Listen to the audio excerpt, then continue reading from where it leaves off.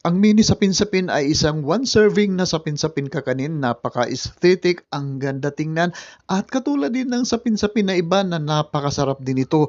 Sa isang mixing bowl ay maglalagay muna tayo ng 1 cup na glutinous rice flour, 1/4 cup na rice flour, 1/3 cup na sugar, 2 tablespoon na powdered milk, 1/8 teaspoon na fine salt, at saka lalagyan natin ito ng 1 cup na coconut cream at haluin muna natin ito habang idinadagdag natin dito ang ating 3/4 cup na condensed milk at saka yung ating 1 teaspoon na vanilla essence. Imikos-mikos lang natin ito sandali mga insan hanggang sa maging smooth po ang ating butter po dito.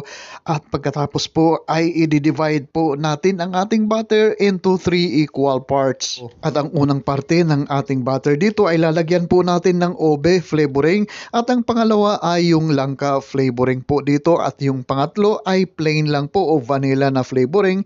I-pour out natin ang ating ube flavoring sa ating mga molde at pagkatapos i-steam po natin ito ng mga 5 minutes. After 5 minutes, patungan po natin ng ating langka flavoring po dito at i-steam uli natin ito ng mga 5 minutes at yung last natin na ipapatong ay yung ating plain, yung white na flavor at i-steam uli natin po ito ng mga 5 minutes at ito na po. Ito na po ang ating napakasarap na mini sapin-sapin. Pamigin muna natin ng konti ito ba po natin i-unmold. Kayo po, ano pong paborito nyong style ng sapin-sapin? Paki-comment yun naman po.